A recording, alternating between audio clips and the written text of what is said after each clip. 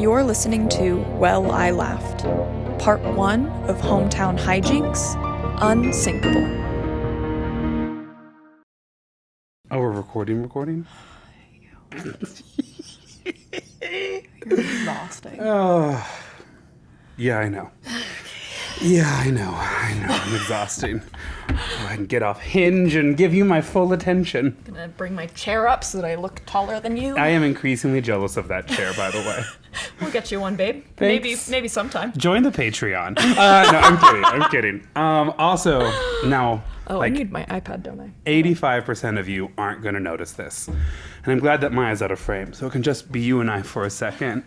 I have not been home since I left work this morning, which means I hadn't realized how badly unshaved my head was, and also did not give me the opportunity to strategically grab a hat or beanie like I have done in the past. So if it makes you feel better, you can't really tell from the front. But it's a party in the back. So go ahead and cue up that Dolly Parton song, Here I Am, because here I am, singing podcast. Sealed, delivered, I'm yours. That is not the song, but now it's the song. That's it goes, what Here I I heard am, in my 8 head. more times, and then it goes, Here I am. Did you see her Thanksgiving performance? Yes. My God. She is so hot. She's just amazing. For what, like 77 or something? I don't look that good, and I'm 25. She's just up there kind of like waving her hands, singing, having a great little time. She was dressed as a Cowboys fan, so that's controversial, but the Denver Broncos keep winning. Did you know that? No. They were like... I saw them win. Did they win on like the Sunday of Thanksgiving? Here's the thing. They've won every game for the last month and a half. Oh, really? They were like 1-5 or 2-5, and now they're legitimately like 6-5 or 7-5. Oh, wow. Yeah. Okay. A couple weeks ago, I looked at some of my students who pulled up one of the scores, and I go, oh, wow, did the Broncos win 2 in a row? They're doing great. Anyways, Dolly Parton, national treasure. She is a national treasure, and I have a fun story for you. This came out at Thanksgiving. Hold on, let me pull up my notes right quick. Excellent. This came up at Thanksgiving. We were watching Dolly Parton. This was even before Dolly Parton like came on stage. I don't even know what we were talking about. Somehow Dolly Parton comes up, and Casey has an older sister named Montana, and I love her dearly. But we were talking, and wow, I cannot get the story out of my face. Out of her face? Yeah, out of my face. Casey's mom was like, have I ever told you the Dolly Parton story? And I was like, what Dolly Parton story? What other famous person could you possibly know? Casey's family just like casually knows everyone. Everyone. Casey could go like, I don't think my childhood neighbor, the inventor of toaster strudel, would be happy to hear about this. Like, that is essentially all of Casey's entire existence. It's so funny, though, because he's so, like, I don't know, he doesn't want the attention, No. but then he's like, and I know Chuck Norris. And we were like, I'm sorry. Listen, I probably have to blur some of these lines, so all I'll say is this. Casey once handed me like $150 worth of pens, like PENS pens, in a bag, and was like, it was a gift, and I don't have any more use for them. And you, teacher, you use writing utensil, right? But here's the thing. I don't know, he'll listen to this, and then he'll realize so many of them were so nice, I've had to like hide them and give them away kind of as like prizes. They are really nice. Well, now that means I'm like the old professor who like shakes your hand at graduation, and then when I move my hand, there's like a nice pen, and then you like sign your mortgage with it a decade later. Like, that's now who I am. That is the 8th dimension that gift is in. I gave away a lot of like the highlighters, but You need to buy, like, little pen boxes. yes. Like a styrofoam cutout for it to sit in. I think they'd just honestly be really impressed even if it was just like kind of rolling around in there in the shape of a jewelry box. Maybe for the next decade, I'll give every graduating senior from the program a pen. That seems like a great idea, honestly. It sounds like we started something here. I'm sorry. I'm looking at you and I'm remembering I had a story. You were telling a story. Yeah. I also realized that Have around I the same gotten time. better at not interrupting you? No, but I am getting better at apologizing for it later. Oh, I love that. So Michelle is like, have I told you the Dolly Parton story? And I was like, no, what possible thing? And so I think this is like maybe right before Casey was born, but they are going up the elevator to like the Delta Lounge at some airport. Okay. And the door opens. She's standing there with young Montana, and it's Dolly Parton and her agent. They're apologizing. They're like, oh, we'll get the next one. And they're like, okay. And then the elevator door closes and they continue on their way. And Michelle goes to Montana, do you know who that was? And Montana's only response was, did you see how short her skirt was? And Michelle goes, that was Dolly Parton. She can do whatever. I think as Dolly Parton would say, has said, it takes a lot of money to look that cheap. Exactly. It's one of my favorite quotes. It's amazing. And I specifically asked for permission to tell that on the podcast. I love that. Thank you. You're welcome. Thank you for asking permission. We're getting better at that too. I once watched, I think she was being interviewed by like Fallon or Kimmel or Colbert or something like that. And they go, do the like dumb blonde jokes ever get to you? And she goes, no, the dumb blonde jokes never get to me for two reasons. One, we know they're not true. And two, we know we're not blonde. Oh my God, I love her so much. I know. She has done more for this country than anyone. I think she had another quote. She goes, well, you know, every day I wake up, get out of bed, put my clothes on, and get myself home. It's so funny. Also, I love that our patrons have been trying to find you that I know. Dolly Parton image. Dear listener, if you're not one of our patrons, or if you're a patron not on Discord, Grant, several episodes, Months ago, episodes maybe ago, first 10 episodes. Yeah, said that he's looking for a very retro image of Dolly Parton, like leaving a club, to put in his bathroom. And we have gotten, so many of our patrons are so diligently looking for this image. Some of them even went to like AI to try and generate it. None of them looked right. But it's very sweet. I love that. I love it too because it reminds me of so many early days of the podcast, and I just wanted to check my calendar real quick. This is officially our half birthday. We published on May 31st, and it's the last day of November right now. Happy 6-month birthday! Happy 6 months to us! This won't come just so out you for a know, while, first but... anniversary gift usually is paper. Just so you know. Paper. Same. The fuck? I'll get you a card saying seek help for heroin addiction. How about that? If you are getting help, nothing wrong with that. Maybe wild to get if you've never once tried heroin, but otherwise, totally fine. It wasn't a card for heroin. It was a card produced by a company that does that. I'm worried people will think that we're bigots. I am too, and I'm sorry. I tell the joke now all the time. It's really funny. It's a really sweet card too. Yeah, I know. How was your Thanksgiving, Grant?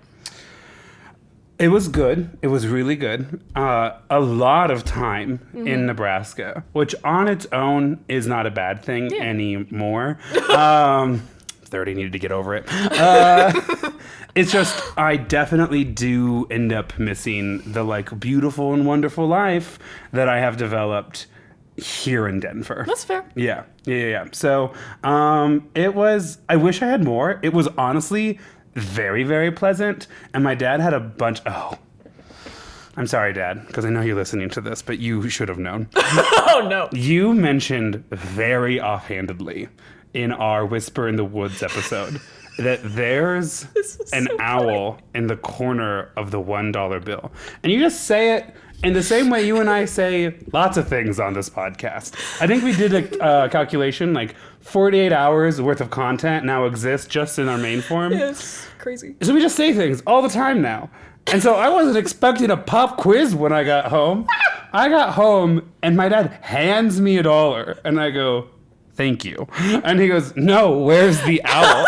And I go, what are you talking about? I got a text from Grant. I think it was like landing in Texas at this point, and I opened my phone and Grant's like, Maia, where is the owl in the $1 bill? You said it was there in Whisper in the Woods, and my dad can't find it. Maia, help. Maia, he has a magnifying glass. Maia, here's a picture of my dad with a magnifying glass and a $1 bill. It's so funny. My dad loves that kind of stuff. Yeah. Turns out top right corner. Very small. It's a very tiny little bump, and it's a bump that's so small that if you just have your regular science kit magnifying glass, you'll be able to notice it's a bump, but you kind of have to just kind of trust on faith that it's an owl. That's where it's at.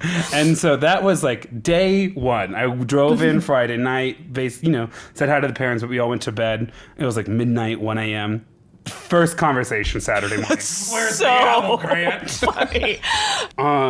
Also in related news, yesterday was Spotify Wrapped Day. Oh my God. Which was my D-Day. As the person who tries to handle the majority of messages on social medias and stuff, it was fine in the morning before class started. But then at like 8:10, the room got too busy for me to be on my phone. And at 8:20, school started. And then I didn't come back to it until, I think, towards the end of my plan period, close to 11. And I was like, oh my God, there's like 18 messages I have to reply to. And usually like a big day is like 3, you know? It's a nice consistent amount of messages. Yeah. And we wanted to let you all know how much we loved you and how much we appreciated it. I wanted to share, and you're sharing. But I opened it up and I was like, gentlemen, it's been an honor of my lifetime playing with you this evening. Just so much. But it was great. It was wild to see people have us on their Spotify Wrapped, that we could be part of that. I truly cool don't moment. think my brain has put it all together yet. No, absolutely not. But it was good.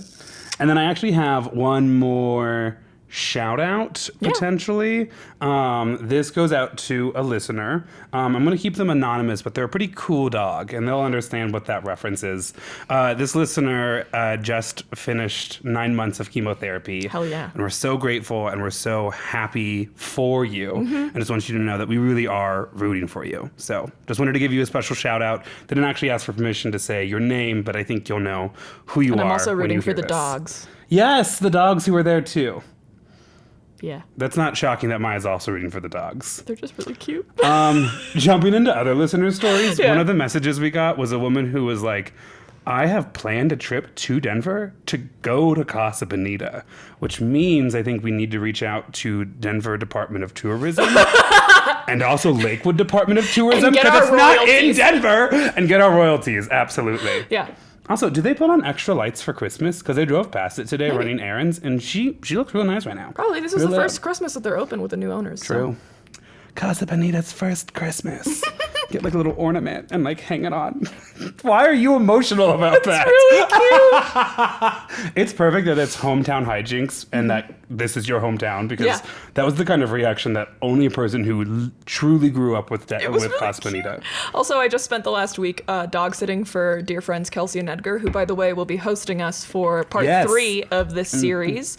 And the reason they're hosting us is because Kelsey loves Christmas and has, for example, here's how much they love Christmas. The week after Halloween, this year started a little bit early because they had a bit of the depressies, which same, but they have Christmas week. Nice. A whole week to decorate. Oh, this is actually now reminded me of something else I need to talk to you about. Cool. But yes. Okay. So is it like one room a day? Is it like an advent calendar, but of Christmas? Do you know what an advent calendar is? I know what an advent calendar is. The way you shook it, you were raised by Lutheran nuns. I forget about that. Yeah. Yep. Okay. Lutherans don't have nuns, but you're right. I'm a Lutheran. I know. Yeah, sure, Grant. No, but they have trees in every room. They have lights and stockings, and everything kind of is like so beautifully color coordinated with their huskies, which is beautiful. And so when we were in Munich, I think I might have mentioned this on the podcast, I'm not sure, but when we were in Munich, I bought this tiny, tiny pickle ornament. Because there's a German tradition, and I didn't realize it was German. I just knew that Kelsey and Edgar did it. But they hide a pickle in the tree, and then whoever finds the pickle either gets to open their presents first or gets an extra present or whatever. And I decided the reason I signed up to dog sit for them right after I got back from Thanksgiving was so that I could hide this pickle. Somewhere on the tree? On one of their trees. So I sent a picture when they landed today. They were in like Europe, and when they landed today, I sent them a picture of this pickle, and it's like literally not even the full length of my finger. It's tiny. It's a small little and pickle. I sent it of them sent it of the pickle in front of their main tree and was like, your last souvenir from Munich has arrived. Good luck. Oh my God. And Kelsey thought that meant I hid it in the main tree. Of course and not. I said, Classic ruse. And I was like, it may or may not be there. And she said, oh no, that's so many trees. Okay, Agatha Christie, pop off. See you in 10 days in the Yorkshires. Hell yeah. Yeah, but I do think they have a pickle maybe in every other tree, because when I sent it, she was like, oh great, that tree didn't have a pickle. And I was like, I only found one pickle when I was searching. So that's awkward. And it was in the fridge because I needed a little salt and snap, little gherkin. The day that I knew Edgar loved Kelsey, Kelsey used to be my boss, and so Edgar would make appearances every now and again, and we used to plan like concerts and stuff, right. And so we would go backstage and meet the artists, and that often meant that we would like get to snack on some of their snacks. I don't know if we were supposed I'd to. also going to be in the green room. Yeah, exactly. And so we go in for our meet and greet with Small Pools. We come out. As we're coming out, Edgar had gone in with us for the meet and greet, and we're going backstage to back up with Kelsey, and he's maybe a little buzzed, but I have a video on my Snapchat. He turns around and he opens his hand to me and he has a pickle. Just a raw pickle in his raw hands. For Kelsey, because she loves pickles. I love pickles too, but I need to be the one that touches it. Okay, well, this was an act of love, and I know that you don't know a lot about that. Okay. I'm sorry. I'll be laying down for the rest of this episode. I mean, you're right, but it's still pretty fucked up to say.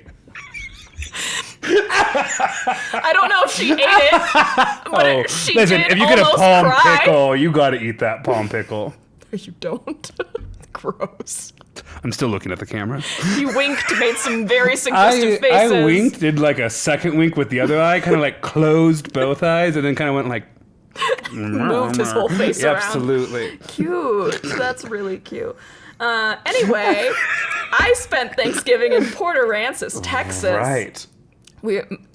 Casey's family rented a house, and I realized in the episode that released today that I said I wasn't excited not because of the nieces and nephews, but I didn't make it clear that I love the nieces and nephews. I haven't made it that far in our 3+ hour episode that we just dropped. I still have to edit next week's episode, and I'm so sick of listening to Patty Hearst at this point. And What's 12 hours between friends? I'm so glad that I did this story, but the way that I wish I could not edit the episode. Or any of the reels. It will bankrupt us, but if you want to hire it out, that's fine. No. I get it. It's like $100 for 60 minutes. Can you imagine? That's why I said it will bankrupt us, but if this is what you want, I will support your dream. No. Because I know that it's not going to come back the way that I want it to. I'll still have to do the work anyways. What was it? Oh, it was our Whisper in the Woods episode. It's like, if you've ever been to an event, just know there's a stressed out woman behind the scenes somewhere getting someone a Diet Coke. Anyway, my nieces are very cute. The nephew's too young. He's still a baby. Still undetermined if he's cute. I get that. I mean, he is cute. They're sacks he's just of flour up until a certain point. They're microwave sacks of flour. Listen, I have 25 first cousins. I have at least 18 second cousins, all of whom I see. Oh, that's just mom's side of the family. I have the authority to say microwave sacks of flour for the first 2 years. And then they start talking. Anyway, Casey's brother doesn't have a girlfriend this year. Nice. And so I didn't have to compete with any pretty blondes to be the favorite aunt. And that was a giant ego boost. So the entire family just genetically gorgeous. Oh, yeah. Yeah, okay, cool. Yeah. Nice, good for you. But I don't know. Seeing a little kid be I don't know. I was doing a puzzle. I was helping Michelle with this giant 2,000 piece puzzle for a couple days, and I guess the younger of the two was sitting at the table trying to be me because I was organizing the puzzle pieces, and it was very Good luck, sweet. honey. That's a hard act to follow. I also couldn't even be mad at her for messing up all of the organization I did for hours because I was like, aw. Become a teacher, that wears off real fast. Oh, yeah. Well, they're 3 and 4. The youngest I've ever worked with is 8. And I feel like that is 3 and 4. They're they can have a conversation, but they're still a little spacey. Yeah, you know? 100%. Yeah, so it's still that way in high school, but whatever. On the topic of decorating, we had a lot of topics there, but on the topic of decorating, I do forget that Thanksgiving break is also when my parents decorate the house. There's a very specific type of real Christmas tree that they like to get. And to make sure they get it before it's sold out, they just buy it 10 days before Thanksgiving, essentially. that. Came home, and the tree was already there. Now, Love they that. needed to wait for me to get home so they could put it up. Decorate it. No, not decorate. Literally hoist it up. into the Okay, living room. okay, yep. And so tree went up, and then because you got to start watering it so that way it doesn't die, because it's going to be up until past New never Years. had a live real tree. tree. No. Oh, nothing better than coming up in the morning and you can smell the tree, and then you put on a pot of coffee, and it's like a Pillsbury Hallmark Merry Christmas Victoria's Secret commercial. I don't know. Tell me how perfect your childhood was. Norman Someone. Rockwell Yeah, I know. painting. So, anyways. Oh, yeah, because the story does not get better for me from there. So my mom still decorates the house. Grant's like, I went home and had to help my family put up these perfect decorations so that I could have these perfect mornings. Fuck you, man. Jesus. I hear it now. I hear it when you play it back. okay. In my defense, that's just what it's always been. Listen, I see the charm. I've just always lived in it. My mom and I would decorate the tree and like yell at my dad whenever he got too close because we were like, no. Oh, that's so sweet. He would build it because we had the fake tree, so he would build it and fluff all the branches, and The other trees in the house are fake, but the one in the main room is real. So we I had hear more that. than one tree. We had bathroom trees growing up, which I'm realizing now during your story, not a common experience. Oh, also, God, I've now started many stories. For years, one of our, is it Easter? We'd always get a present from maybe it was Thanksgiving or Christmas, whatever. We would always get an ornament from my grandma on one very specific holiday. And when I was 25, I found out my mom was buying them and just saying it was from grandma. That's hilarious. And we were like, what? And mom's like, of course, what, you think Bernice was driving up to Lincoln to pick out ornaments? And I was like, yes. I did. Yes, that's exactly what I thought was happening. Speaking of which, Michelle got us all ornaments from Port Aransas. I need to wrap up all of these stories. Yeah. So, lied to, real tree, decorating the house. Norman Rockwell painting. Norman Rockwell painting because it's like football. Remember that one time you and- told me the story of you and your friends writing rules in like cherries on sidewalks? For the most organized game of cul-de-sac kickball you've ever played in your entire life. Anyway. God, this story turned south on me so quick. Here's the punchline / moral of the story.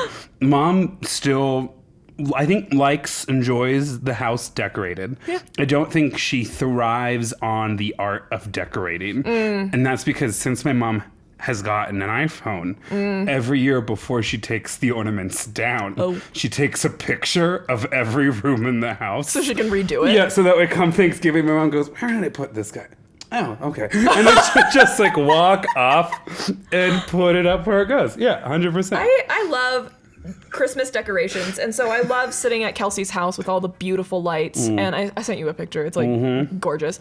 I don't think my brain does that because, as you can see, I put a lot of effort into decorating, and I think part of that reason is so that I can do it once.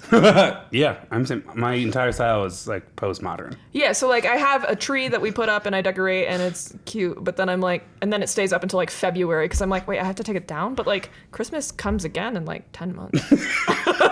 Well, this has been a great Hometown Hijinxs episode. Tune in next week. No, I'm kidding. Yeah. Going back to my hometown was enjoyable, and I'm now very excited for the next couple episodes to be about hijinks in the hometowns. Yeah, so I chose Hometown Hijinxs not because I had a story prepared, but because I wanted it to be like hometown for the holidays, and Hometown Hijinxs just felt right. Sure.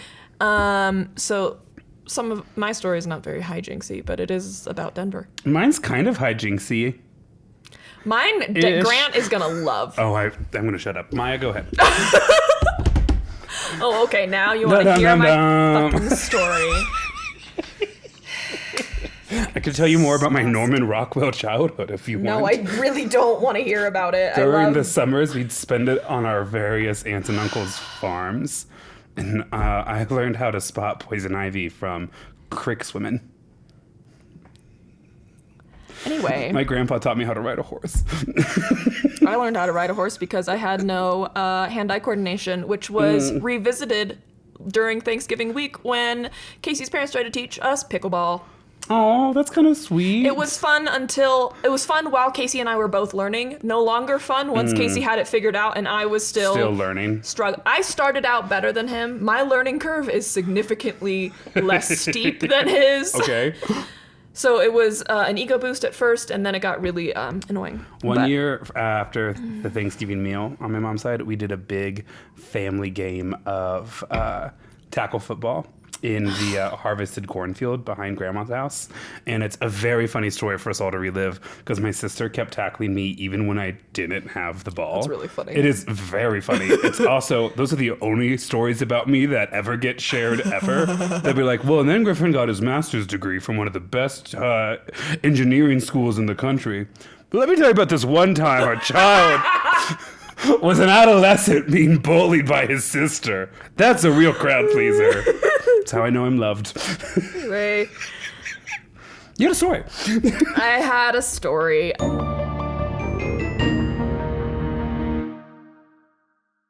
So this story, I think, is very quickly going to go somewhere that Grant knows. So I did an effort, or I made a significant effort to start out with something Grant hopefully does not know, and then hopefully we'll get a nice shocked face from him that I can put everywhere. Is this what it feels like to be in a secure relationship where someone knows you and then makes an effort? Yeah. Okay. It's nice. I have been wrong about a couple things. Like when someone brings you a pickle. Palm pickles are gross. What, it's saltier and room temperature?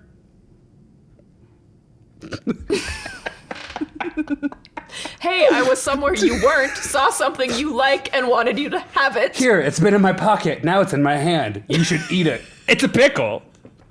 Like, I get the sentimental value. You realize these people are hosting us in, like, less than a week, That's why right? we gotta go before this episode No, drops. I already told them I'm giving them the unreleased episode so they can be caught up. Listen, I'm not gonna apologize. I think we know that about me at this point. Okay. Jesus Christ. So anyway, our story is going to begin not in Colorado, but in North Carolina in 1862. I wrote 1962. That is not right. It's 1862. Middle of the Civil War. Well, I guess probably more at the start. Oh, You sure. said North Carolina, so we're Yes. in the Confederacy. Yeah. Cool. Her name is Louise. Was born in North Carolina as basically Southern aristocracy. Aristocracy. God, I can never say that Aristocracy. word. Aristocracy. That's the second I gave time her that's 2 happened attempts. on this podcast with that exact word. Aristocracy. Aristocracy. Aristocracy. Good. Excellent. Since she's born to a rather wealthy family during this time, she does get the privilege of an education. So she gets educated at, I believe it was some sort of religious all-girls school in New York City. Whoa. Yeah. Hold on. She's born in 1862? Mm-hmm. Oh, okay. Cool. That makes way more sense. I'm like, how did she get to New York during the Civil War? But they probably didn't send her when she was 3. Gotcha. No, yeah, probably not. Okay, gotcha. Gotcha. All right. I'm fully locked in. Caught up. Great. So her mother died just after giving birth to her, and her father died when she was around 29. She wasn't having a bunch of luck finding a suitor in North Carolina, so she goes to live with her sisters in Memphis, Tennessee, where they're out there, I think, searching for a more appropriate suitor, aka rich suitor. Nice. Yeah, I get that. Yeah, in 1893, she comes to visit Denver, where her cousins are living at the Bethel Mansion on Cap Hill. So at this point in the story, she's like 31, but in my mind, you know what's playing. All Don't judge me. myself. Wow, you just found a knife and just keep... No, I was trying to have this beautiful moment of togetherness. I'm 27 years old. I have no money and no prospects. She had money and prospects. No, she didn't. This is her 3rd city to find a man. She did the Real Housewives of New York, Real Housewives of Memphis, and now she's launching her own Real Housewives of Denver. Yeah. And Anyway. I'm frightened. Anyway, she comes here. Her cousins are living at the Bethel Mansion in Capitol Hill, which is we still call it Cap Hill today. Yep. And this is where she meets a Crawford Hill, Okay. who is the son of Senator Nathaniel P. Hill. Nathaniel P. Hill was actually like the second senator elected to the Senate after Colorado became a state, which was kind of crazy. But he was a chemist and a metallurgist, and which made him a successful mining entrepreneur. And he brought mining interest to Black Hawk, which is like a pretty famous gambling location now, but also a mine, and developed Colorado's first smelter, which will take ore and make it into more refined and usable metal products. Did he also found the first delta? Or smelter? Delta? That was funny, but so bad. That was a dad joke. I know it was. Never gonna go through this Because there was story. a minute where I was like, don't say it. And then I was like, when has that ever been a rule for me on this? Kaboom! Smelter dealt it. Whoever smelt it dealt it. Jesus. Sorry. You ready? No. We haven't seen each other in like 2 weeks. This is weird. They married in 1895, her and the son, Crawford Hill. He is the only son of Nathaniel P. Hill. Okay. And so he is obviously going to get the entire estate. He's very wealthy. Okay. And dad's the senator. This is the son of the senator. Mm-hmm. Okay. Yes. They get married. I believe they live in an apartment for a while or something, and then they end up building a mansion at 10th and Sherman, which is still standing, and it's called the Crawford Hill Mansion. Okay. Coincidentally, I got the idea for this story while I was on that ghost tour? because our first stop was the Crawford Hill Mansion. Okay, so I'm glad to know that you also have this experience that I do, which is anytime I experience anything new ever now anymore, I'm like, taking notes. wait, could this be an episode? Wait, hold on. When I went to the Mob Maybe. Museum in Las Vegas, I still have so many ideas on my phone. Okay, so Louise Sneed Hill is a woman that's kind of defined by duality. She combined her Southern roots with a, quote, a moral, puritanical work ethic common of the North, as well as the vision of liberal individualism widely associated with the West to present a new vision of gentility? Mm-hmm. Gentility? I don't know. Being a... She's an educated, this. independent woman. Yeah, exactly. Oh my God. I think I keep forgetting that this is not Patty Hearst and that my brain can like You're so deep relax. in it. I'm like so deep in it that I was taking these notes and I was Into like, the we don't Pattyverse. need all I don't need every single little detail. Oh, you painted a full picture of her. What's her name? I don't know. Okay. This one? Mrs. Hill. Louise Sneed Hill. Louise Sneed Hill. Her Nice. maiden name was Louise Bethel Sneed and then Louise Sneed Hill. Cool. Yep. Yeah, so she aimed to transform what she called the, quote, social wasteland of Denver into a reputable society. Yeah. Good luck. So she invited those she considered to be the best of Denver's high society to play bridge at their mansion. And this, she's trying to take what she considered the old guard into kind of the new modern era of being a woman. So the old guard was also... I need to start over because that was not what I meant to say.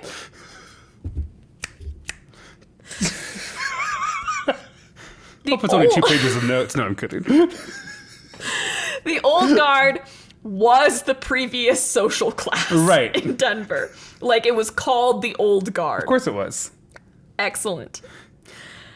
I'm going to start that again because that makes Okay. it obvious that I fucked up.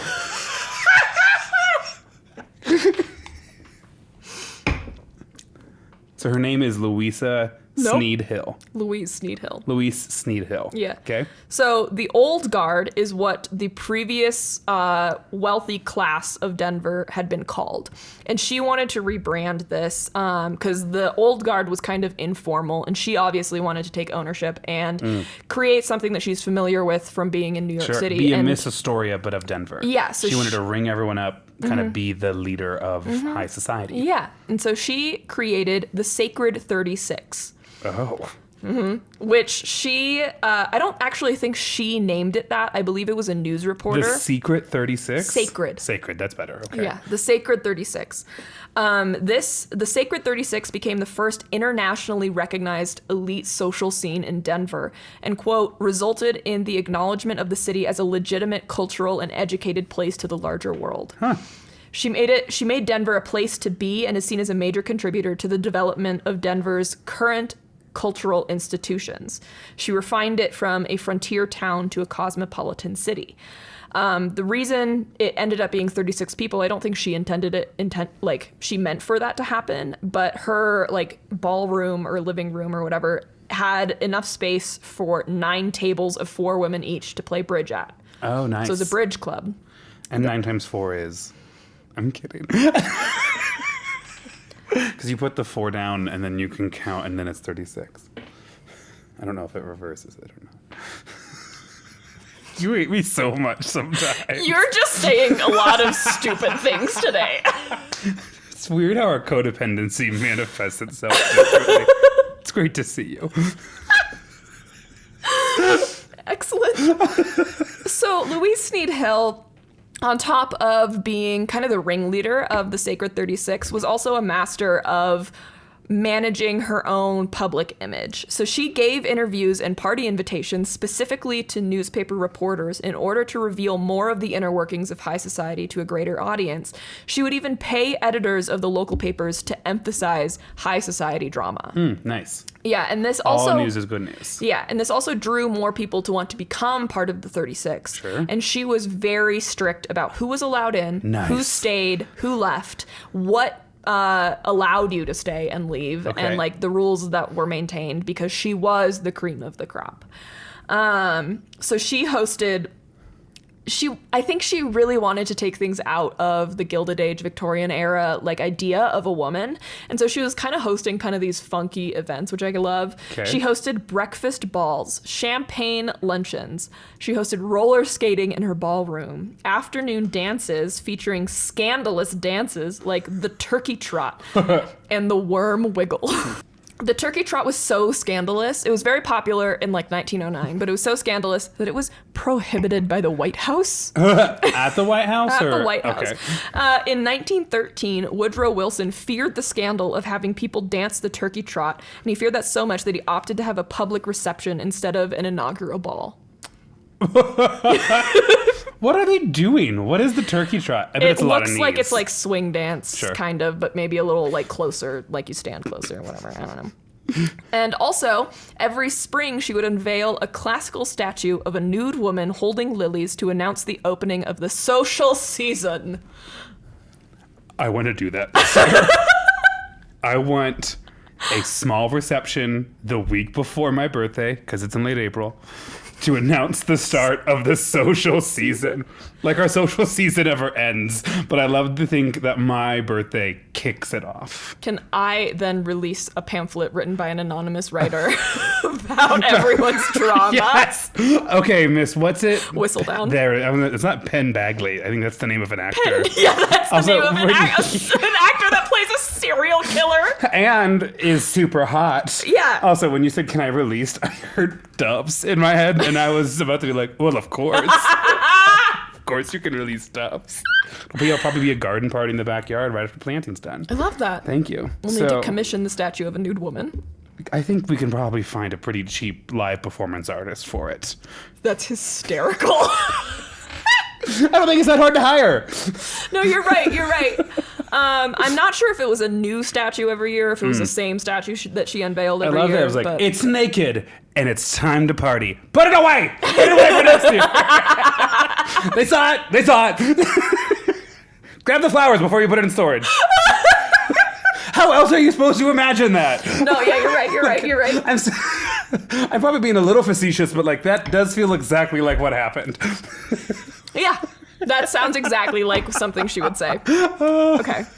So between the Gilded Age and the more contemporary time of the 20th century, the idea of a woman changed dramatically, from a woman remaining in the home, censoring pleasures like drinking, games, and sexual desires, to women being allowed to establish their own identities, drink, dance, embrace sexuality, enjoy leisure and fun without being considered a, quote, fallen woman.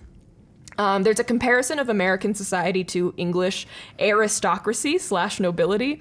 While British nobility is defined by birthright, American aristocracy stems from the actions of those in society, and it's considered cultural capital. Discussed heavily in seasons 3 and 4 of Downton Abbey. Okay. That makes a lot of sense, actually. Okay, so many like to argue that the beginning of this contemporary society and social norms began with the influence of movie stars, flappers, F. Scott Fitzgerald, like that whole vibe of like the Roaring 20s, but these would not have been able to impact society as much without the work of those coming out of the Gilded Age, like Louise Sneed Hill. Right. Also, Hill was low-key a goddamn savage. Not only is she kind of like the mean girl of Denver society, there's literally a book written about her called The Queen of Denver. I love that. Yeah. So she entered an affair with one Bulkley. I repeat, Bulkley. Is that a description or the name? The name, Bulkley. Oh. It's like, I thought it was Bulkley. Is that two names or one name? One name, Bulkley. Oh, okay.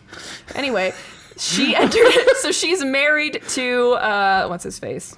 Crawford Hill. Okay. And she enters an affair Nice. with Bulkley Wells after meeting him in 1914. Can I point out, for all of the stories we have done from history, I think when you don't have smartphones, you have affairs. Like I think that's what entertains people. I have so much free time in my hands, I might as well have a whole second relationship.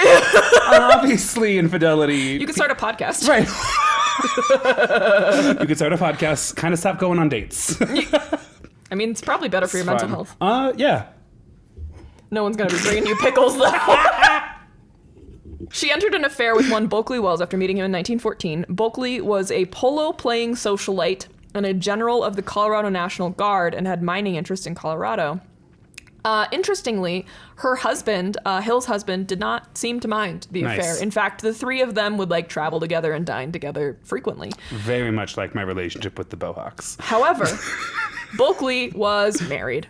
Oh, did his spouse mind? His spouse absolutely minded. Oh, shucks. Yeah. There's always one flying the cream. Yeah. Anyway, Louise loved Bulkley. Okay. And since it wasn't like seen as, I don't know, something so scandalous, she had a giant portrait of him in her foyer. Next to a portrait of her husband. Okay. Which was smaller. But where was the naked statue woman? I don't know. In front of all of it. Exactly. Yeah. Okay, Bulkley was married with 4 children, and his wife... Oh, yeah. like real married. Okay, she had 2 kids, too, I think. Sure. 4 that seems like a lot of basketball kids. team Yeah, now, that's fair. You know? That's fair. His wife, I believe her name was Alice, I could be wrong, divorced him in 1918. Wells lost $18 million in mining interests and the loss of the financing he received from his wife's family in that divorce. Crawford Hill, meanwhile, he is still having an affair with Louise. Right. Crawford Hill then dies in 1922, and naturally Louise thinks that she'll marry Bulkley, the man Right. she's been sleeping with now for 8 years. Instead, he elopes with a younger woman in Nevada. Ain't no good, no how. And, Louise's response, instead of taking it like a lady, because she's so against just sitting back and taking things, what's her response? Quote, break him. Yes! She persuades his remaining financial backer, Henry Payne Whitney, to withdraw his support, and as a result, Bulkley lost his mining empire and all of his speculations in oil and gas.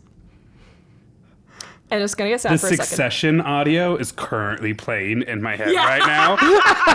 She's a savage. Unfortunately, he then turns to gambling, loses the last of his money, and then dies by suicide in 1931. Oh. Okay. So that's not good. No, not good. Louise's actions leading up to that were funny for the time, Yeah. but she is a mean girl, by and large. Apparently, she did not even publicly acknowledge his death. Okay. Yeah. See, at first I'm like, yeah, jilted lover, like, you get it, you know? Mm-hmm. And it's also, like, all's fair in love and business, but then, okay. Yeah, that's, that puts a bit of a sour twist to it. Yeah. Is Okay. there any pop cultural figure that maybe this mean girl reminds you of? I said mean girl for a reason. Okay, is it Regina George? Yes, Regina George. I'm trying to make Here's the thing. a metaphor! It feels so obviously Yeah. Mean Girls Regina George that I'm like searching outside of that. I'm like, no, the Unsinkable Molly Brown just had a thing against ships, not people. Also a Denver woman, mining interest. No, okay, so how is this connected to Regina George at all? What does every Regina George need? A Katie Heron. A Katie Heron. Who do you think her Katie Heron was? Elizabeth Cady Stanton? Nope. Okay, that's why Katie Heron's name No. is associated with this thing. No. Molly Brown. Yes! Yes! Yeah. And you mean Katie Heron? Okay, for those of you who weren't gay in 2005, like 4 of you. And my parents. Katie Heron is the best friend and nemesis and then kind of mutual acquaintances again. Both like heroine and villain of the movie Mean Girls. Yeah. Molly Brown's not really gonna have a villain era. She's just a hero. Oh, okay. So she pushes Hill in front of a bus. Yeah. Nice. Nice. No new ideas in Hollywood. No new ideas. No Wait, so what ideas. happens? What's this legacy? So we're gonna backtrack a little bit to get a little bit of Molly Brown's background. Her name is actually not Molly. It's Margaret. Nice. And we'll kind of get into why it's Hollywood that really changes it to Molly. Okay. It rhymes better. But, so, Margaret Tubin, more commonly known as the, quote, the unsinkable Molly Brown. Her name is not Molly, but this was changed as Molly was easier to rhyme when the musical about her life came out. When did that musical come out? 1960. Is she still alive when it comes out? I don't think so. She had to be like relatively recently dead. I'm not sure. So for the last like Can't remember when she died. 65 years, we've been calling her Molly because it rhymes easier with Jolly than like Margaret, her name. Don't know. I feel bad. For I all know. of the Titanic knowledge I know, I should have known that. Yeah, and I'm gonna quiz you on your Titanic knowledge later. Good. Okay. See what I If said? you wanted to shut me up, that was how you do it. Get nervous. So she's Irish Catholic, born in 1867 in Hannibal, Missouri, on the Mississippi River. Her parents are immigrants from Ireland, and she was one of 5 children born from her parents. Do we have time for a side tangent? Yeah, sure. Have you ever been to Hannibal, Missouri? I didn't know Hannibal, Missouri existed until right now. Oh, it's the birthplace of Mark Twain. Oh, that makes sense. And it's also, as a person who spent a lot of time driving in the Midwest, Yeah. and I'm sorry, but this is fair, the scariest town I have ever pulled into. When you pull into Hannibal, Missouri, you can tell it used to be much bigger than it currently is. So it's just a ghost living in a too big skeleton of itself. I hate that. And when we were driving from Indiana to Nebraska after a college football game, and that was fine. It just very Norman Rockwell again. Yeah, it is. And we needed dinner, and we were in the mood for Mexican food. And it's me, Jacob, Lydia, a couple other of our friends. So we walk into this gas station because we also need gas, and we ask the gas station attendant, hey, where's the closest Mexican restaurant? And this gas station, this is a verbatim quote, there's 4 other people. I'm not being prejudiced. This gas station person goes, the only Mexican food I eat is Taco Bell, and that's just down the road. And we were like, ha ha ha, thanks. Run out of the store. We fortunately find a Mexican restaurant, and it's us and just one other party, which you think is good, except that other party is a 23-person family. Oh my God. It's pushed together all of the tables. And also, their hours weren't really posted, so we didn't really know this, but we think we had arrived kind of right around the time of their closing. Nice. Jacob ordered a burrito. Oh no. I mean, we all ordered Okay, things. okay. The thing Jacob ordered was a burrito. The waiter comes out with a plate of lettuce. And then about 90 seconds later, a different waiter comes around and pretends Jacob had already eaten the burrito. And we had to be like, no, there's never been a burrito. I think we all just kind of eat chips and salsa and leave. And then we're like, let's get out of Hannibal, Missouri as fast as possible, much like Margaret Brown, I'm sure thought. And as we are speeding out of town, we hit a raccoon the size of a small border that shreds the front of my tire. Oh my God. And at like midnight, so fortunately, it didn't destroy the tire. it destroyed the plastic casing around the tire. So me, Jacob, and our third friend Carter used chewing gum and paper clips I had in my car to like fashion something to hold it back together so we could finish the drive to Lincoln. Oh my God. And we made it home. And then the next day, when my dad and I had to bring my car into the shop, he paraded me around like I had won the Trojan War. This is my son. You want to see what he did? He survived Hannibal. Figured it out before the engineers could. Dad, I'm just desperate. And that's my experience in Hannibal, Missouri. Honestly, great story. I'm sure it's full of lovely people. We had the strangest time. Anyway, that's where Margaret Brown's from. She also got out as fast as she could. She also ended up getting out. I don't know about as fast as she could. It is the 1800s. But anyway, she's one of 5 children born of her parents, but both parents had previous marriages, so she also had 2 half-sisters. So if you're counting on your little fingers, that's a lot of people. Yeah. Living in a 2-bedroom home. Oof. I think they said it was like 16 by 30 feet. Oof. Which is small. It is very small. Margaret's parents valued education, and so although they were not very well off, they managed to send, I'm not sure about all of the kids, but they did manage to send Margaret to school until she was 13, which is the equivalent, of getting through 8th grade, which is no small feat back then. What year is that? I don't know. Okay. 1870s, maybe? Nice. Cool. Yeah. So that's very rare for a woman of her time. Immediately after this, however, she did work at a tobacco factory. Okay. Earning about $3 a week, I think. Wow. So after that, she has this, or during that time, she has the experience of like living a working class life, right? And seeing like how exploitative some of those industries can be. She ends up moving west to Leadville, Colorado, where her brother is currently working as a miner, I think.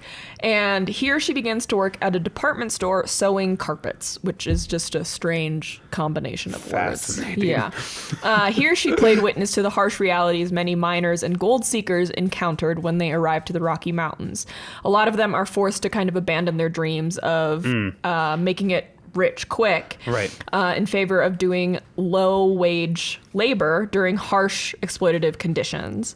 Margaret becomes involved at this point with soup kitchens and charities and trying to even do though she's more. Not a society woman. Yeah, she's just like a good she's souled just a person. good soul, like Nice. sees something that's wrong and decides, hey, I'm gonna do what I can to help small part. those. Yeah, exactly. So Margaret meets a man named Joseph J. Brown. His nickname is JJ. He is a poor mining engineer, poor but with good prospects. So smart. He's currently a mine manager. Okay. Yeah, so he's like making his way up the ranks. Nice. I'm not sure if he was educated to be like an engineer. Downtown, walking fast. No. I was never sure how long we're gonna go with this. I can play that entire song on the piano, so we can go all the way, baby. So Margaret was torn between marrying for love, JJ, or marrying for money, as she had hoped she would do, coming from where she came from. Sure, humble beginnings. Yeah, and she wants to find a way ultimately to be able to take care of her father and to live a comfortable life. She ends up, this is a quote from her. She says, "I wanted a rich man, but I loved Jim Brown. I thought about how I wanted comfort for my father and how I had determined to stay single until a man presented himself who could give to the tired old man the things I longed for him. Jim was as poor as we were and had no better chance in life. I struggled hard with myself in those days. I loved Jim, but he was poor. Finally, I decided that I'd be better off with the poor man whom I loved than the wealthy one whose money had attracted me. So I married Jim Brown." And on September 1st of 1886, they got married. Aww. Very high contrast to Louise. Yes. If you're wondering. They end up moving just outside of Leadville to the mine where JJ was currently working at. It was called the Little Johnny Mine. No relation to JJ, I don't think. Because Louisa married for status and position. Literally, that's basically it. Yeah. And cared for her husband, had 2 kids, also had a lover who she then destroyed. Basically killed, okay. Yeah. So many people at this time dreamed of success due to the height of the silver market. And what happened in 1893? It's a boom, right? Or is it a bust? And then the Sherman Silver Purchase Act gets repealed. I don't know this. I Wait, hold really on, thought you were Can gonna. I guess what it is? Yeah. Does it remove silver as the national, like... Does the U.S. stop collecting silver to back up its its credit? I forget what that's called, but it's like you can trust these bills because there's a pile of silver somewhere. Yeah. So we don't need the silver anymore. Mm-hmm. Oh, so it's a huge bust. It's yes, because now like silver. You just gotta basically like it because the U.S. government doesn't want it. Yeah, so... All right, we got there. It took me about 3 minutes before I really understood the question, but I can write a B+ essay to this. Okay. Anyway... I'm talking about the progressive era politics and kind of hope that the professor's like, oh, okay, whatever. Yeah, okay, whatever. He doesn't know about this, but he knows history. I'm so excited to talk about my topic next, just because of this conversation that we're having. I can't write a B+ report on anything you're about to say, so I just want you to know. That's fun. Because I have no idea how any of the science works. Okay, well, teamwork. Hey!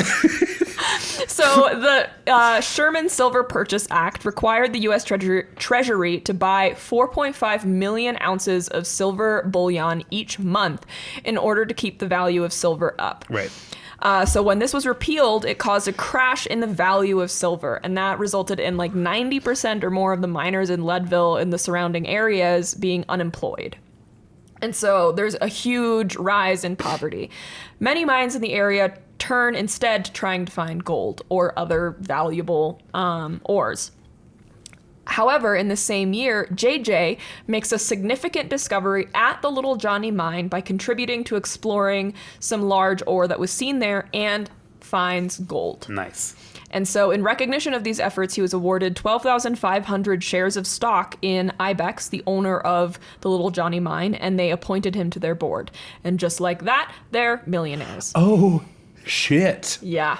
And she married him for love. I know. I love that. I know. During this time, while they're sort of starting to gain more money, Maggie was busy advocating for miner welfare and working to better the local education system. As they began to grow in wealth, Maggie was able to focus more on her philanthropic efforts and was also known for wearing fun and dramatic hats. That's my retirement plan. Fun Volunteer hats. Dramatic hats. Send your hats to us. Let us know. We'll do a fashion show if we get enough. Nice. Yeah. Could you imagine as a Patreon episode? What about this hat? I would sob laughing. I would lose my shit. Did you ever watch Whose Line Is It Anyway? Yes, of course. They used to do that like prop game where Yes. they would have these ridiculous things and just like go back and forth between teams to see how many times each of them could like make up stories. I don't know about if you it. know this. We do that game in my class. That makes a It's lot of called sense. Wrong Props. I pull a box out of my closet, and the kids know what is about to happen when that box comes out. And I go, you have 3 minutes. Get started. Go. And then you have to get into a group, and it's a first come, first serve basis. And whatever you find in the prop box, you can use, just not for its original intention.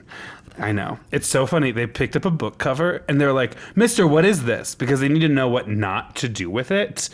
We don't have textbooks anymore. They've never seen a book cover. They don't know what that is. They've never once brought The drama of finding the correct book cover for your science book as a kid. And by September, the corner of the book had already pierced it. Yeah, and pierced it a little bit. Right. Did you ever have the teacher who had you all bring in paper grocery bags so you could fold it? We had like They have certain no idea. books that Yes. like they were like this cannot be in the like stretchy book covers. You need to get it. Right. What the hell? They have no idea what a book cover is. That's and so they're like, insane. I'm like, it's a book cover. And they're like, so we can use it as a hat? And I was like, yes, that's not its original purpose. Yes, To be that's fair, fine. I feel like if I picked up a book cover now, I would be like, Well, they took it, and when they said, can we use it like a hat, I figured it'd be like, long part in the Yeah. back. No, they came in, long part front. This is a robbery! It was actually very funny. it's really How funny. did we get here? I don't know. What, we were talking Maggie about wears fun minors- hats. Oh, right. Margaret wears hats. That's all it took. Yes, that's all. So she would later be known for her fashion sense, not necessarily because it was good. I'm not sure if it was bad or good. A kid in class called me the king of crew necks the other day, and I was proud of the alliteration and the compliment. Yeah, that's fair. Yeah, I was like, I've never seen you not in a crew neck. But anyway, she wore whatever she wanted, even when it wasn't in line with what the wealthy women of her time were wearing. Nice. And so she just kind of always wore what she wanted and was known for it. I bet she could absolutely tear up a turkey trot. Yeah, she or would. whatever that dance is called. Absolutely, she would. With their new money, they moved to the big city, aka Denver. In Denver, they bought a mansion on Pennsylvania Avenue in 1894. And have you seen the Molly Brown house? Yeah, I think so. Okay. I like really contemplated going there today, and then I realized that you can look at their entire collection online and decided it wasn't worth it. And you realize the internet exists. Well, and then I realized that I had about 6 hours until you got here, and I only had Louise Sneed Hill written. It was like maybe... Louise Sneed Hill was good. Good start. Good start. I had the whole section on Louise Sneed Hill written. Screw you, man. A constellation of ideas. Yeah, and knew that I wanted to talk about Molly Brown, but had nothing else. So I was like, maybe my time might be better spent on the internet. Anyway, there's a museum where this house that they lived in, and I'm not sure if they built it or bought it, but this house that they lived in still stands. It was restored, I believe, in the 60s after the release of the musical and the movie adaptation of the musical, but it now serves as the Molly Brown house and is a museum to her life, which is pretty cool. Around this time, 1894, Denver was becoming a large hub for raw goods, smelters, etc., and thus was rife with hotels, office buildings, smokestacks, etc. However, Denver was not immune to the silver crash and saw the consequences with the rise of slums on the outskirts of Denver and an increase in homelessness, a lot of child homelessness, which is sad. Yes. Margaret, seeing this, was drawn to groups of progressive reformers to help alleviate some of these issues. She worked to install public baths and advocated for more public parks and other city improvements. With their new fortune, the Browns, Margaret Brown, enjoyed hosting social gatherings at their home and partook in some of the luxuries their wealth offered them. JJ did not particularly like these social events and missed the mountains. God, that's so Denver. This is my hot, smart, charitable girlfriend with a huge social network who hosts great parties. That ghost in the corner is her boyfriend. He's packing the cross-trek now. This city has never changed. Not once. And it has my heart. Exactly, and I love it. Hometown Hijinxs. So, yeah, exactly. Margaret Brown wanted to be a part of the social scene, which meant she wanted to be part of the Sacred 36. Nice. However, Louise Sneed Hill snubbed her and would not allow her entry to the Sacred 36 because of she was a little scandalous. She said what she wanted to. She dressed how she wanted to. Right. She was also new money. She was not from old money. She was not raised wealthy. Louise moved to Denver herself. I don't know what claim she had, but okay. She was from a rich family. Anyway, so Brown, in response, called her, quote, the snobbiest woman in Denver. You got that right. There is some show that I ran across. I couldn't find the link again once I clicked out of it because it only had 2 paragraphs and none of them were useful to me. But there's a graphic on it that just said the unsinkable and the snob. And I wish I could find it again. I don't know what it was about. Margaret Brown was a founding member of the Denver Women's Club. The Women's Club is a national network of clubs dedicated to improving conditions for women and children. She also worked with Judge Ben B. Lindsay to establish one of the first juvenile courts in the country. Previously, kids were being tried as adults. Oh, okay. Yeah, crazy. She had a real legacy. Oh my God, we are not even started. Oh, wait, is this story about how Margaret Brown was the Dolly Parton? Basically. Molly and Dolly.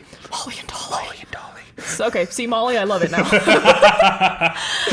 And it should be noted that a lot of this is because Margaret had a really big heart and really cared for those because she saw herself in them. Had experienced been there, yeah. A lot, some of it, at least some motivation, was so that she could be kind of recognized by high society because people like Louise were also doing philanthropic acts. Sure. Louise is quoted at some point saying, when she was asked why she doesn't publicize her philanthropic acts as much as her social scenes, she says something to the tune of well, I don't think it I think that's more, or I don't know. She basically says that she doesn't need that to be publicized. She doesn't need the publicity.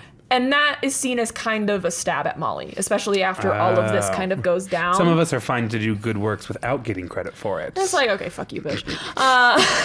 Anyway, in 1901, Margaret studied language and literature at Carnegie Institute. She has a couple kids. At this point, they have tutors, so she's not, she doesn't need to be around all the time. In 1902, the couple, so her and JJ, in an effort to kind of keep the spark alive, I think, go on a world tour of sorts. And that takes them through Ireland, France, Russia, India, and Japan. Wow. Mm-hmm. Wow. Yeah, Margaret enjoys traveling as well. And that's another thing that I think the Sacred 36 value in high society is being a traveled and cultural person. Woman. But I think they also just... What year do they do that? 1902. Okay. Yeah. Yeah. Okay. We're getting there. So... Yes. Margaret also enjoyed learning new languages and was fluent in English, French, German, Italian, Russian, and was conversational in Gaelic, which was her parents' native language. Whoa. Isn't that nuts? That is crazy. I mean, it's also testament to what you can do when you have free money time. And time. Exactly. Yeah. But you still have to learn it, right? There's plenty of rich kids who barely speak English. And the thing about learning a language, too, is I feel like a lot of times it doesn't serve you, especially if your native language is English. You really do it so that, for your own personal betterment, but not so that, I'm going to speak French to, court this man. Right. You learn she the just pianoforte. wanted to learn it. Yeah, exactly.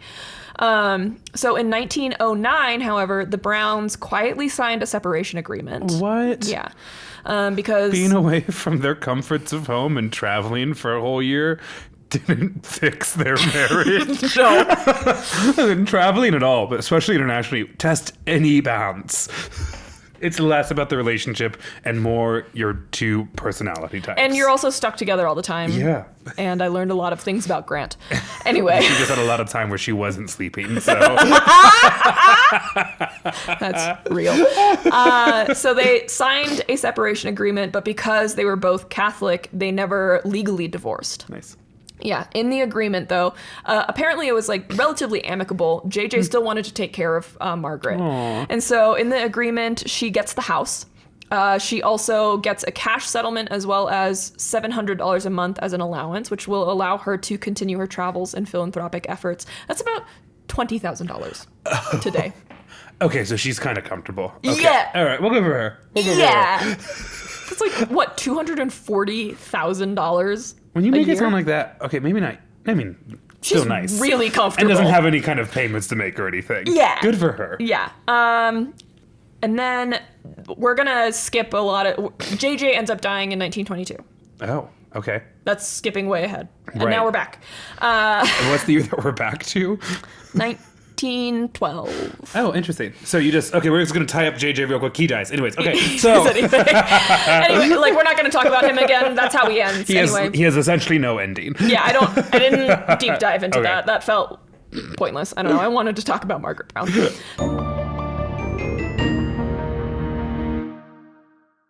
So anyway, Margaret goes on a trip to Egypt, Rome, and Paris with her daughter Helen and their friends, the Astors. They're a couple. Right.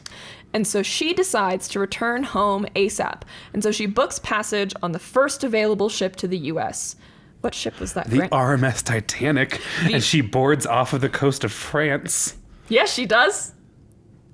I'm not trying to say any, no, that's it. I could talk for hours, but yes, she gets on board. Yes. So she gets on board the, quote, practically unsinkable Titanic. Correct. And since it was so last minute, no one knows that she's on the Titanic back home. Oh. And so, it's not like the Titanic goes down and Louise Sneed Hill is like, oh my God, my nemesis is dead. Yes! Yeah, it's not like that.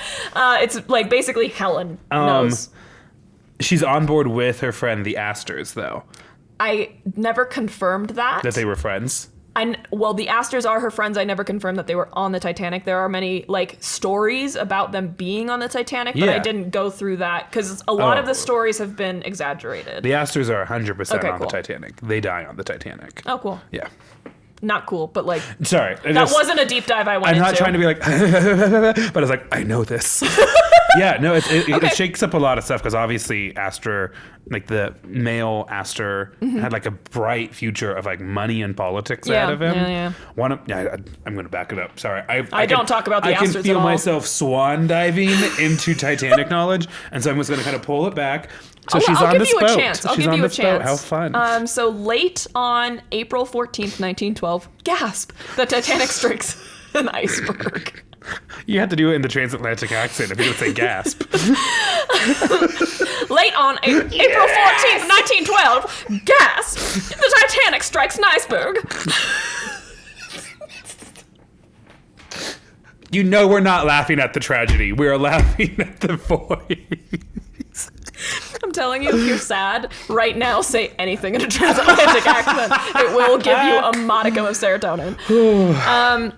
So this is a quote from Molly Brown. She says, "I stretched on the brass bed, at the side of which was a lamp. So completely absorbed in my reading, I gave little thought to the crash that struck at my window overhead and threw me to the floor." So she's like on the floor. She's like, well, what happens next? What, is she reading Fourth Wing? What's going on? Probably. Yes. Would you like to talk about what Molly Brown does in the sinking of the Titanic? I mean, lives. Yeah. Is there more I'm supposed to offer to that? You don't know. I mean, I have some ideas, but I think I'm afraid to say anything because some of the ideas I have, I think, are like just rumors and falsehoods, and it's hard to know what was real and what was like movie magic. That's fine. Does she bring whiskey onto any of the lifeboats? Is that one of the things you're gonna say? No. Okay. Not that I know of. Does she put on one of her life jackets first as like a good model for the rest of the first class passengers? I believe she does, but that comes before a lot of the stuff that I'm going to talk Okay, about. then no, I don't think at least. Okay. So she spends a great deal of time getting other passengers onto lifeboats, namely second class and steerage passengers onto lifeboats. I did not know that. Yes. She was literally, the only way they got her onto a boat was because a crew member picked her up and put her onto the boat. Whoa. Because she was not about to leave before some of these people did. She was put on lifeboat number 6. Lifeboat number 6 was equipped for 65 passengers, but left the sinking Titanic with only 21 women, 2 men, and 1 12-year-old boy. Also, number 6 doesn't mean it was the 6th one to launch. No. It was just numbered the number 6. Yeah. Margaret took the oars and started handing them out to female passengers who weren't supposed or expected to row. Right. Yeah, and like plays kind of example of like getting everyone to row. And she demands the crew on the lifeboat go back to continue evacuating people. Whoa. Yeah, because she recognizes that there's still plenty of room on this lifeboat. It's also, the rowing is also to help keep the women warm until help comes, because it's cold as fuck. I mean, Jack dies, so. There's a quartermaster who is on the lifeboat. He refuses to turn back to the Titanic, fearing that the lifeboat will be pulled under with the sinking ship, until she threatens to throw him overboard. And then they eventually return and rescue more survivors. Nice. For reals? Mm-hmm. Yeah. There's a deleted scene from the Titanic depicting a version of this, but in that version, the lifeboat does not turn around and go back. At 4:30 a.m., Margaret sees the lights of the Carpathia, which is the first ship to answer the distress call of the Titanic, and also, I believe, the only ship. Okay, thank you so much. Cool. The wireless system that they were using at the time isn't really meant for SOS calls. It is mainly used to receive business calls between London and New York. And also, like, it was a great way to send, like, personal messages to people on the boats, but it wasn't, like, an official, like, life system or whatever. So the Titanic is sending out these wireless signals, but it's not even, really it's not an expectation that your boat has a 24/7 wireless person. The Carpathia does, I think in part because their wireless person is basically a huge hobbyist of the wireless, and they hear it. And then the story of what the Carpathia does when they get the call is actually really harrowing. I'll have some of these numbers might be off a little bit, but basically she was meant to go like 17, 18 knots, and the crew, in responding to the rescue, managed to push her to 21 knots and almost destroy their boilers trying to get there fast, and is doing that through the same ice field that the Titanic went through. And so they have all the crew at the front of the ship, like trying to spot Icebergs. icebergs and stuff. Meanwhile, all the crew are getting like cots and hot water running, and like they're setting up that's everything nice. to like, the entire ship basically wakes up to try to help as quickly and urgently as possible. And I have to remember what'll happen later. I think the Carpathia sinks during World War One. Oh, really? Yeah. I mean, at that point, I think it's like a weapons distribution ship. It's World War But One. that's exactly. That's one of its Damn. legacies. But yeah. That's What they crazy. do on the Carpathia is, in its own small way, a really interesting part of that story too. What Margaret does on the Carpathia, also fucking crazy. Really? Yes. So she spends her time on the Carpathia advocating for the poorer survivors to make sure that they get the medical attention that they need, as well as she personally is helping and encouraging other people to pass out blankets, food, and supplies to these people. Many of the women who were there were sleeping on the floor in the dining room and the corridors. Using the many languages, she's able to console other survivors, many of which who don't speak a lot of English.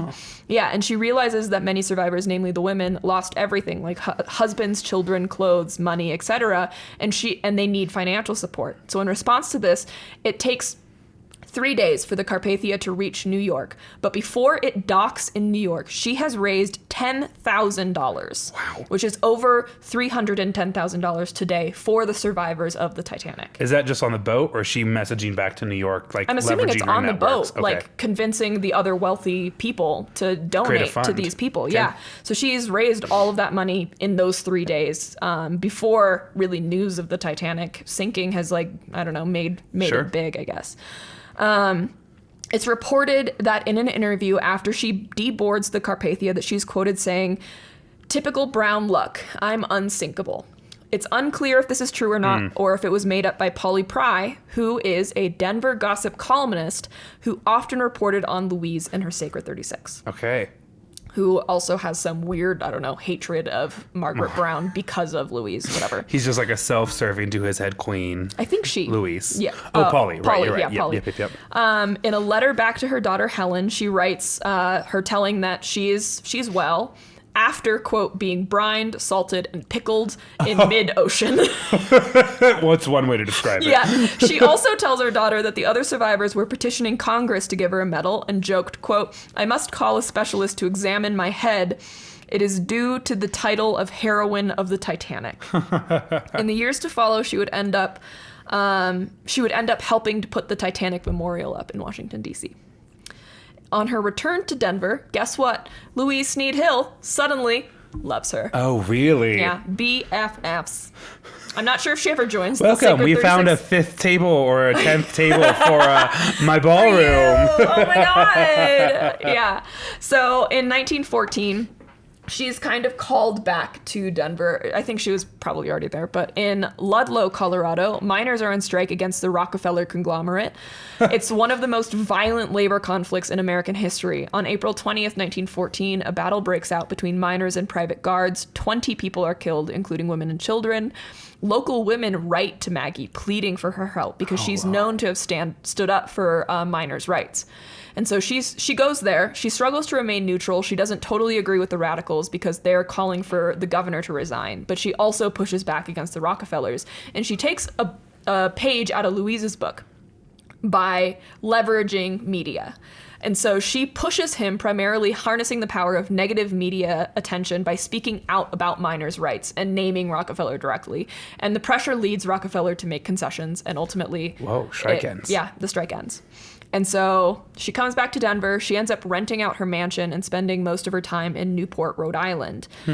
And when she was in Denver, there is a hotel here called the Brown Palace. Yes, there is. And it's a common urban legend that the Brown Palace is named after the unsinkable Molly Brown. It is, in fact, not. Right. I believe it's named after the architect or the person who owns it. It's also on the outside pretty brown. Like it's very a nice brown. stone, It is but a it's brown palace. It's a brown triangle. Yeah, I believe it's made out of sandstone, so it's technically like a dark red, Yeah. but it's brown. It's a brown triangle that on the first floor has an elegant piano in Very the beautiful. middle. And then in one of the corners, a nautical themed bar. Yes. I love it there.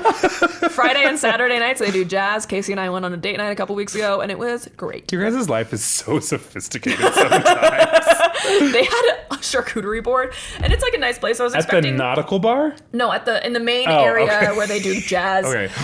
But they had this like charcuterie board, and we were like, yeah, let's get that. And I expected it to be like a tiny charcuterie board. Sure. Massive. Oh. It was so worth it. Hot tips and tricks here Yeah, for your next Denver trip. I think it was like $20, but it was like a lot of cheese and Wow. meats. It was. Good for you I was guys. like, damn, okay. So when she comes back from the Titanic sinking, this was probably before the miners' strike in Ludlow. She stays at the Brown Palace for 2 weeks. She took vocal lessons there, and from someone who heard the vocal lessons, quote, the caterwauling could be heard throughout the 8 stories of the center atrium. She's as a hobbyist. She's a hobbyist, and she was also known to be the most enthusiastic dancer at the Casanova Room during parties, which I love. She's had a good soul, nice lady. She's just so wholesome. Lived a life, just Lived did a great it all. life, yeah. Margaret spent a good deal of time in Newport, Rhode Island, which is like the epitome of American aristocracy. I'm Yeah. gonna keep saying it until I like get it through my head. Aristocracy. But Newport, Rhode Island, if you've ever been there, some of my family lives close there, and they have what is it? It's like Newport mansions. Yeah. There's like a whole. Well, they would say, I have a little cottage up in Oh my Newport, God, they're but massive. they're huge. They're yes. huge, and like most of them are now museums, Right. and it's bananas. Like they're huge. One of the original Gatsby films was filmed at one of those mansions. So Newport was the first American town to have a golf course, tennis club, and the regular use of cars. It was also female dominated, as the men spent most of their time in New York City. Making all that money in making business. all that money. Good for them. I Yeah. mean, the women, not the men. Yeah, Sorry. exactly. I'm not cheering for Yeah. that. So Margaret, in terms of her wealth, was a small fish in Newport, but she's quickly accepted by Newport leaders because she has kind of all this fame backing her. Sure. Right? Namely, Alva Vanderbilt Belmont. Oh, shit. Which, by the way, that is two names. Vanderbilt Belmont? Yeah. Yeah. Yeah. There are 2 universities. Excuse me, and colleges. you might know me. I'm Mrs. Gold Diamond. Literally. I read that name and I was like, what? Cost you $5 just to read it. Yeah, exactly. She, however, is the president of the National Women's Suffrage Association. Hells yes. Yeah, love her. I was prepared to hate her. Love her. I hate money in politics unless it's money for my politics. Then I love Unless it's a money in woman politics. advocating for my politics. Exactly. Together, so Alva and Margaret become friends, and together they get involved with the National Women's Trade Union League, which included both upper and working class women, which kind of made it unique in its time. And they advocated for minimum wage and an 8-hour workday, which, like, I get. Today, hate it. I get You're that too it's compromising. Should have done 6, maybe 7. 5, 4 days. Margaret also worked with Alice Paul, who led the radical side Yes. of the Women's Party. Absolutely. Yeah, and pushed for the national suffrage amendment. Yes. Do you have anything to say? Oh, I mean, there's a great movie about Alice Paul and the force feeding that she went through. Yeah. Alice Paul's organization made the brave decision to picket, actually, the Wilson administration during World War I, which, you know, World War I's happening, America's at war. You're not supposed to be critical of the president. And her and her suffragettes picketed outside of the White House Love that. every day and, like, were arrested for it in, like, support of women's suffrage. I hope they did the turkey trot. Because he would have hated it. He would have hated it. Do you know what he also hated? Minorities. Huge racist. Love so that for them. even more to Alice Paul's legacy that she stuck a finger in his Oh, eye. yeah. So July 1914, Margaret works with Alva to organize the Conference of Great Women. At the conference, Maggie spoke to the plight of Colorado miners and rallied for a, quote, rights for all movement countering the greed of big businesses. So this is something I did not know. In 1914, Margaret ran for political office as a U.S. Senator of Colorado 2 years before women got the right to Hell vote. yeah. Well, hold on. Is that in the country or in Colorado? Because Western states were granting the right to vote before the nation granted it. I don't know. She a U.S. Senator for Colorado, so like nationally. There was a U.S. senator from, oh God, the curse of my history education. There was a U.S. senator from Montana who was elected to the U.S. Senate before women nationally had the right to vote, but Western states allowed it, and she was one of the senators that voted against the authorization of the U.S. entering World War I. She was a huge pacifist. Love that. And then she like retired. Like that's not good for her career, but then she like kind of lives this other life. I forget what exact circumstances happen, but I think her husband or someone dies, and she gets appointed to the U.S. House of Representatives in 1940. Wow. And then when Pearl Harbor happens, she is the lone representative in either chamber to vote against the U.S. going into Entering World War II. II. And she was like, I'm one of the few people in here who was here when this first vote went, and someone needs to speak out against the death of all these people, and I'm going to vote against it. And she almost didn't even make it out of the building. Like, they almost tore her apart. But she never once regretted it, and she never backed down. Awesome. The curse of my history education. Yeah, I actually know a lot about progressive politics first half of the 20th century. No. I know. So, both the Colorado newspapers and the New York Times favored Margaret winning the U.S. Senator office, but I'm not sure what came first. She left or World War I broke out and she decided to change her focus. Oh. One way or another, she did not get the Senate seat. That's too bad. Yeah, but Margaret changed her focus to relief efforts for World War I. She traveled to France to work for the American Committee for Devastated France. When she left New York to do this, a reporter noted, quote, "If I were requested to personify perpetual activity, I believe I'd name Mrs. J.J. Brown the Newport social figure, suffragist, and patriot. Jesus, that was a lot of words that I didn't get right. For this, she ended up earning the French Legion of Honor for her activities. Whoa. Yeah. In World War I, Americans began to prioritize art, or after World War I, Americans began to prioritize art, music, and theater to a greater degree. Women's suffrage passed in 1920. Remember, JJ dies in 1922. Margaret begins exploring her interest in performance and theater. She performs several iconic roles throughout Paris and New York. She ends up dying on October 26th, 1932, in her sleep at the Barbizon Hotel in New York City. How old is she, do you know? Does it say? Oh, I believe it was like 60-something. It wasn't that old. Okay. Louise Sneed Hill also has an ending. Right. Yeah. Completely forgot about her. After 1947, so this is well after Molly has passed. Right. She has suffered a stroke, and also it's hard to maintain the mansion. It's hard to find help for the mansion. This is around World War II time. Sure. So she moves to the Skyline Apartments, also at the Brown Palace, and her mansion was sold to the Jewish Town Club. And I believe that statue she unveiled every spring was sold in an effort to gain money to restore the mansion. But what about the portrait of her husband and her mistress? Her mistress. I hope they're in an attic somewhere staring at each other from across the way. I don't know why that's just so funny to me. They seem pretty chill with each other, so I think it's, like, I don't think it's like what else is there to talk about? How was sex with my wife last night? I don't know. You tell me. So deep into it now. My God, love it. Louise Sneed Hill ends up dying of pneumonia in 1955 at 92 years old with an estate of $5 million. Okay. In 1955, so a lot of money. Anyway. Wait, $5 million in 1955? So that's not adjusted for inflation. That's not adjusted for inflation. So it's like an unfathomable. I didn't even want to put it into the inflation calculator. I feel like they sold the statue, sure, to help with mansion restoration, but also because she just didn't want to bring it with her. It didn't sound like money was super tight. She was like, oh, Jesus, I can't put this in my apartment. She could renovate Casa Bonita with that much money. That's hysterical. So anyway, the legacy of Margaret Brown, like I mentioned, the Brown Palace is not named after Molly Brown, although she did stay there for 2 weeks following the sinking of the Titanic. Right. She loved animals a lot, and so she actually created the Denver Dumb Friends League, which is still around today. It's one of Denver's humane societies, and I got my first dog from there. Yeah, I have a lot of friends who've gotten their pets from the Denver Dumb Friends. It's amazing.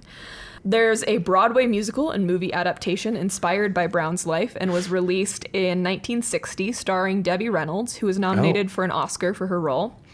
This movie was credited for being the reason that Margaret Brown's house in Denver ended up getting restored and is now the museum that it is today. Molly Brown was then played by Kathy Bates in 1997's The Titanic. This is a quote from an article I read about this. Quote, if you thought seeing the 1997 film Titanic a couple times taught you everything you needed to know about Molly Brown, well, think again. The real story of Titanic's Molly Brown is nothing like what you've seen in the movies. True. Although she is kind of so much more interesting. So much more. Like, she's interesting in the movies. Like, you hear her talk and you're like, okay, I'd be a friend. I'd get a drink with you. But then you listen to all of this and you're like, okay. Margaret Brown is also played by Cloris Leachman in a 1979 movie, so before the Titanic. That movie is called SOS Titanic. The movie follows several notable passengers, Molly Brown, the Astors, and Lawrence Beasley, and like some other crew members and stuff. Many people have elaborated and exaggerated her hijinks. Caroline Bancroft wrote The Unsinkable Mrs. Brown as, quote, an article for a romance magazine that turned into a best-selling tourist booklet. This book, however, was kind of advertised as a biography, and it was not. It's described as, quote, the rollicking story of the Leadville waitress, she wasn't a waitress, who reached the top of Newport society and a permanent place in American lore as a heroine of the Titanic disaster. I mean, some of those details are correct. Some of it is right. There is, however, no evidence that Margaret Brown ever was aware of the nickname Unsinkable Molly Brown. Yeah. Gene Fowler is also known. He's a journalist who is known for putting his own spin on things and maybe the inventor of fake news, which was like basically a direct quote from this article that I read. And he printed a story that took Bancroft's story and further exaggerated it. This is a quote from the story. Born in the eye of a cyclone, in a shack of scantlings and tin cans, and her impoverished father was a drunkard. She couldn't read or write and grew up to become a high-spirited, bossomy girl, B-O-S-O-M-E-Y, I don't know, who hightailed it to Leadville to marry a rich man. I mean, again, like kind of true. She did go to Leadville. And like one of her goals was to marry a rich man, and then decided that wasn't her goal when she found love. Was born in a cyclone in a shack of scantlings and tin cans. There's also nothing. Even I was nicer in my description of Hannibal. Yeah, like what the hell? It is thought that this interpretation was his way of getting back at Margaret Brown for not giving him an exclusive on her Titanic experience. Men will literally ruin a woman's career before they go to therapy. Exactly. And before I get too carried away, my sources were Colorado Encyclopedia, a podcast called The Ordinary Extraordinary Cemetery, which is actually based in Denver. Oh, cool. WikiWand, the Molly Brown Museum, the Strange Colorado podcast, which talks a lot about like her hauntings too, which is cool. Bustle.com, and the Denver Library, and Hotel Colorado. Nice. Yeah. Can I share a quick Titanic Molly Brown story? Yeah. So, I love sharing this story at parties, and my dear friends have definitely heard of this before. So, Titanic comes out in 1997, which means it's like that's when the movie comes out. So, you know, the 2-part VHS box set is available in like 1998, 1999. So I'm like 5, 6 years old, kind of going on 7, maybe like in the 6 to 8-year-old range when I'm watching Titanic, like for the first time. Yeah. And my parents were definitely the parents that made my siblings and I leave the room if there was a kissing scene in the movie, and then they would call us back when we could like watch it again. But oh no. One time we're at a big family reunion and all of us kids are locked in the basement where we should be. And my cousins, my older cousins, I'll have to keep them nameless, but my older cousins are like, we brought Titanic if you want to watch it. And everyone's like, yeah. And I'm like, yeah, of course. Yeah, sure. I love history. Yeah, of course. So we watched Titanic, and of course that infamous "paint me like one of your French girls" scenes comes on. Oh no, not the that. inside. The like the one she's the just topless naked. scene. Yeah, the naked topless scene, and everyone's like, "Oh boys, oh don't look," and I'm like, "Yeah, that's fine. I don't want to see this." Gross. And that's when I should have known. I was gay. I know that. But then there's like a second parter to this. My favorite character in the Titanic was Kathy Bates, which is maybe even gayer than not wanting to see the boobs. That really is. It was such a early symptom of what I would live with for the rest of it. I mean, obviously, I love who I am, but it was like such an early flare-up of the rainbow, personality I was cultivating. Kathy Bates. Yeah. I don't want to see the boobs. Honestly, more Kathy Bates. That's what I want. This is a cover of the book about Louise Sneed Hill, the Queen of Denver. That's her uppity. That's her in the mansion. Is that her ballroom? I believe that might be a picture of the Sacred 36 and like their husbands. I'm not sure. That's the mansion. It's still standing today. Is that mansion still standing? Yeah, I believe it's an office building now, kind of. Nice. Some people have lived there. When we were on the ghost tour, the guy said that he's seen it when it's been like a residence as well. Oh, but cool. I think it might be a lawyer's office or something like that. This is Molly Brown with the captain of the Carpathia. That is a big dramatic hat, though. Right? I love it. There's a lot of and it just makes feathers. Kathy Bates's hat in the Titanic. Look modest. Yeah, it looked modest. Like she is wearing it's like probably a foot out from her face with giant feathers. And I have a screen grab of Kathy Bates from the movie, and it's like, it's a modest sun hat. Yeah, absolutely. Mm-hmm. It's an appropriate bridesmaid's hat from the 90s, essentially. Exactly. Yeah. And Margaret Brown could absolutely take off if a wind came around. She's like Dumbo. Because hats that big have to be pinned to your hair. 100%. It's just attached. And that's why, did you know that's why when the national anthem gets sung, that's why women don't have to take their hats off? Women aren't supposed to have to take their hats off because they used to be pinned in. Yeah. Mm-hmm. I didn't know that, but that's fascinating. Mm-hmm. I love that. Yeah. That was good. Do we have to still think of a name for the episode, though? I was going to call it in parentheses, Unsinkable. Nice. We can come up with something. I was circling around something similar. Okay, cool. We can call it that. Nice. Okay. Right. Well, thanks, y'all. Tune in next week. I'm so excited to share my story, which happens in about 2 minutes. Bye. Okay, bye.